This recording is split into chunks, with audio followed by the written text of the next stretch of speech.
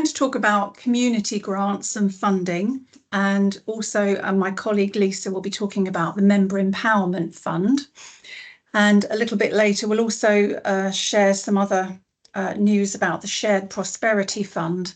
And then at the end, we've got a few top tips for successful applications just to run through.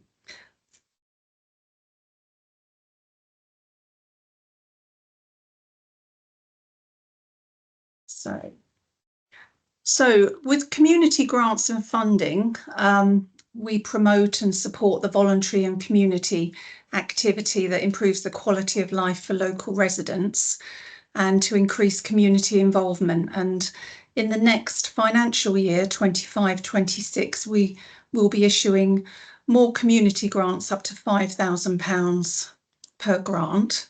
And updates will be posted on the website, so please keep your eyes on the website.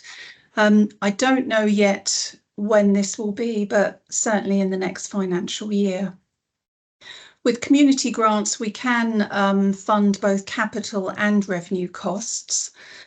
Things like, with capital, we can fund equipment, building refurbishment, vehicles, community transport, and things like building survey costs, but not planning application costs. And revenue, of course, we can fund things like core costs, such as rent, utility bills, insurance, volunteer expenses, travel costs in Northants or within 60 miles, and various other project expenses to meet the needs of the project. So we can't fund any projects or activities that have already been funded by NNC in the last 12 months. And also we can't fund any employee salaries or staff training costs, because our organisation is not meant, it's meant for one-off grants, not sort of year on year. So, and also if your organisation is in receipt of statutory funding, then obviously we can't fund that either. So such as, health or education. And anything that's already been completed. Unfortunately, we did have a grant application recently that applied, and they actually scored really well and would have got a grant, but then we found out that they've actually already done the work, so we had to decline. But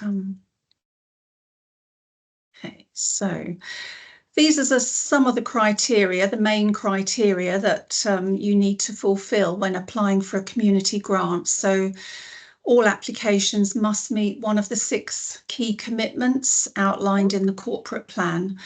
I won't read all of them out, but it's active, fulfilled lives, better, brighter futures, safe and thriving places, green, sustainable environment, connected communities, and modern public services.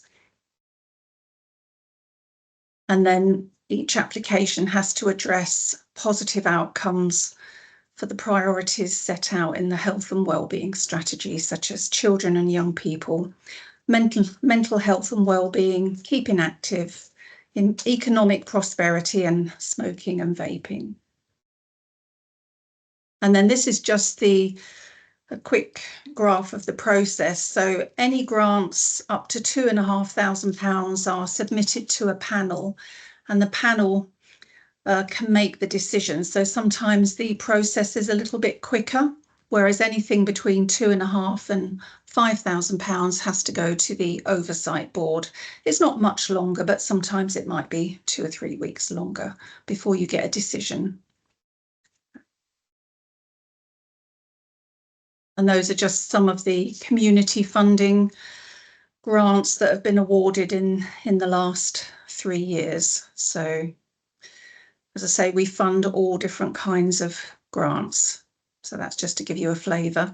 And in the last 3 years, we've funded over £400,000 worth of grants to the community. And then it's just, if you want to, if you have any inquiries or you're not sure about whether your project is eligible, you can also contact me on communityfunding@northants.gov.uk. So I'm just going to hand over to my colleague Lisa, to talk about the Member Empowerment Fund. Yeah, so the Member Empowerment Fund runs all year round. It is an amount allocated to your ward members, so your councillors for your ward. At the moment, there's 3, but I believe that is changing. It's for small groups, organisations, to kickstart groups. It basically covers quite a wide range of criteria. You'd need to speak to your local ward member about your project you may wish to do. They are allocated £2,000 per year, each ward member. We'll go to the next slide. And you'd need to contact them first. Their details are on the website. Usually got a contact email address. Discuss your project with them, see if they be willing to allocate any funds to that, and then they will have, the application is only available through them or me. An application would then need to be filled in, and it's looked at by myself, and then it'll go to a member of our corporate leadership team for a final approval, at which point obviously the grant would be paid. So it's quite a varied amount of projects we've covered. And it's just up to you to approach your local councillor to see if it's something they'd be willing to fund. So that, again, that's just a process quickly as to how to apply. And there's my email address on there. It might be on the next. Is it? So these are some of the projects, just a small amount of projects we've covered so far. Like I say, they are quite varied. There's equipment, there's groups, there's lots of different things that have been funded, and that total has actually gone up quite a lot recently. But like I said, it's very open. I'm not sure if my email address is on there, but it's the member, I can put it on afterwards. It's Member Empowerment Fund, but I'll add it to the chat in a moment. Thank you. Okay, so we're just going to move on to the UK Shared Prosperity Fund, and we do have Sarah Elwood, who is the project manager for the business grants. I believe she's actually online at the moment. Are you there, Sarah? Yeah, yes, I am. Thank you. Okay. Shall I move on to the next slide? Yeah. So in terms of the UK Shared Prosperity Fund, this is a funding programme that comes from central government, 3-year funding programme which ends at the end of March. So we're into our last couple of weeks of this funding, but we've just received an announcement that it's been extended for a further year. So we've been allocated a further 1.5 million with a further rural allocation with the amount to be confirmed. This covers 3 main priority areas around people and skills, around business support, and around communities. So the core funding, as I say, moving forward into next year is £1.5 million. I've listed there some of the priorities for investment, and we're currently working with our members panel to work up projects that are suitable to access this funding. There will be more funding towards community grants, and there will also be some more business grant schemes as well. As I say, the Rural England Prosperity Fund, we know we're getting an allocation, but as of yet, we don't know how much. And that will be used as a rural community grant scheme and a rural business scheme, all capital. So I'm not able to give you, unfortunately, the details of what is coming because that hasn't been agreed yet. But in general terms, in the coming year, we will be having some form of business growth grants, which is grants of up to £25,000 capital, designed to support diversification and growth. We'll be continuing with our decarb grant scheme, which is grants of up to £5,000 to support businesses with carbon reduction projects. And there'll also be a startup grant programme through the Build Your Business programme, which offers grants of up to £2,000 for startups or businesses that are less than 1 year old. So as I say, I'm not able to give you much more detail on these yet because it's not yet been agreed. But when it is available, it'll all be up on our website and we'll be pushing it out through press releases, etc. And moving on, Adele. In general terms, application process is a little bit different from the community grants process. So I've set out there the general terms of how we normally operate our business grant schemes. Applications with supporting evidence, we ask for quotes for all works that you're going to be undertaking. And I suppose the key difference between the business grants and the community grants is that we require 50% match funding against our grants. So the applicant has to be able to source that funding elsewhere and prove to us that they've got that money available. So we look at the applications we receive, we check the eligibility and score them, and then we have an executive members panel which consider the applications and approve. Then moving on, it's a fairly standard process around grant funding agreements, and then moving on. So I've given you a couple of examples here of a couple of the projects that we've previously funded in the last year, which might be of interest. So Brightways received a rural business grant to buy a new green electric van, and this is all about opening up new business opportunities to them, being able to transport some of their equipment out and increase their income. So that's a nice one, and they were very happy with that funding. Other examples, Kilt and Kernow, a business that supports the training of people with additional needs. So we supported them with a business grant to purchase a new bar trailer, in effect, to open up more training opportunities to the wider community. And there's just a few of some of the businesses that we've supported over the past year. So it's quite a range across the whole of Northamptonshire. Okay, thank you, Sarah. Thank you. And there's the details if anybody wants to inquire about business grants. Okay, so with the Shared Prosperity Fund, as Sarah said, we are coming to the end of a 3-year funding period, and we have, regarding community grants, we have given out approximately £968,000 worth of community grants to organisations in Northants. And, you know, we are pleased to, to say that we will have further SPF community support and rural capital grant funding in 25-26.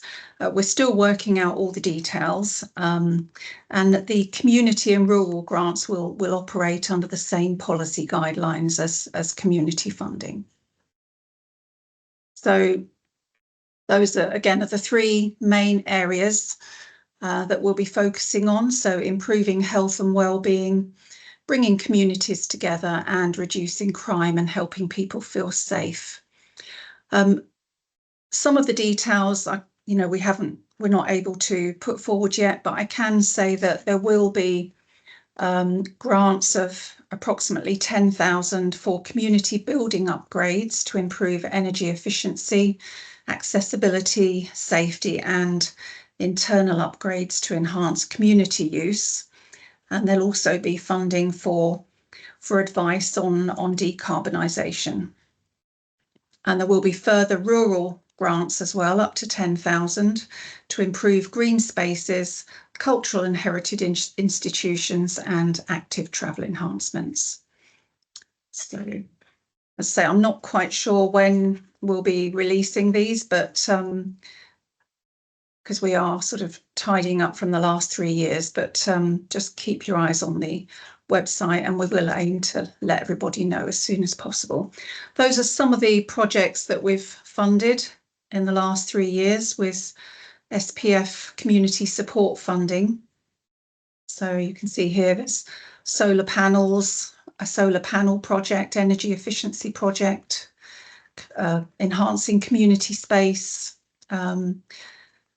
the Gretton Skate Park, and this was a woodland walkway at Thrapston Nene Valley Park. And then this is some of the rural community capital grants as well that were awarded rewilding, garden space projects,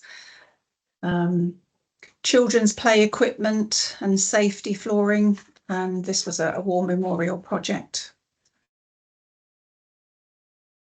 And then we just come to the last section, is just a few top tips for successful applications from Northants Council.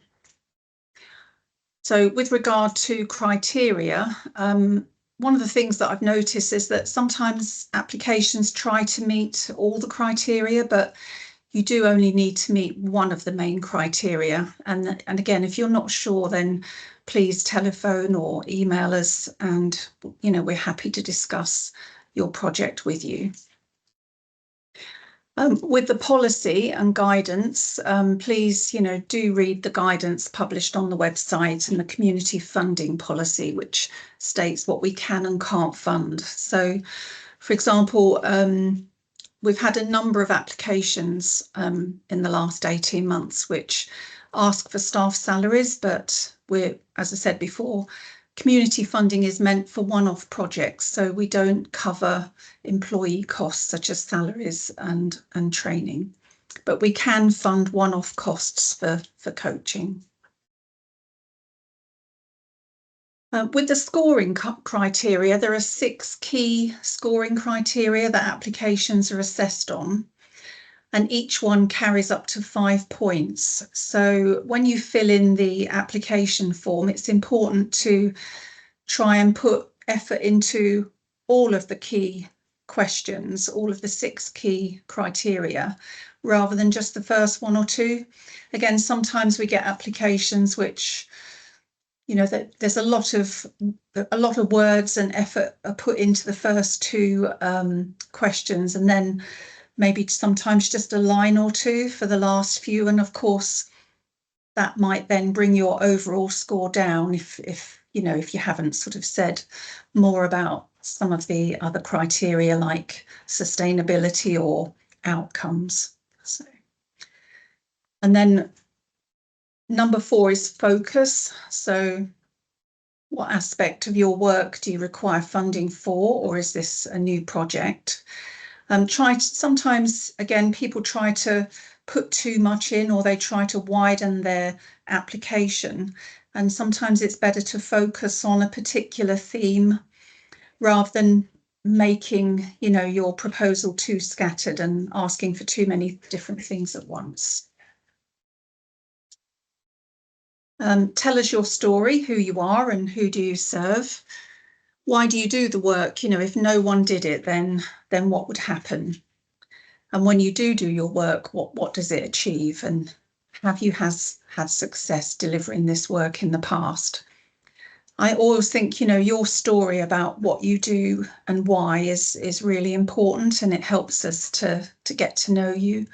It's a bit like, if you go and see a film or a play, you want to know who the main characters are, and you want to get to know them, and you want to understand the plot and where the story is going. So, objectives. So again, look at, what are the objectives for your project, and what are you hoping to achieve?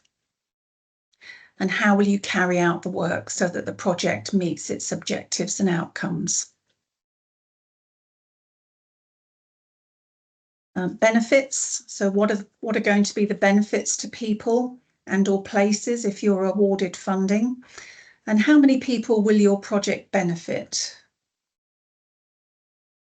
So what I've tried to do with these top tips is tie some of them into the application form. So again, that's one of the questions, we ask, and as well as success and evaluation. How will you measure your success? How will you record it? And rather than just thinking about, the success will be the completion of the project or the purchase of the item, for example, could you conduct surveys or questionnaires? Could you gather social media feedback, or how many participants will be involved in benefiting from the projects? What are the cost-saving elements of the project? All of those things are important.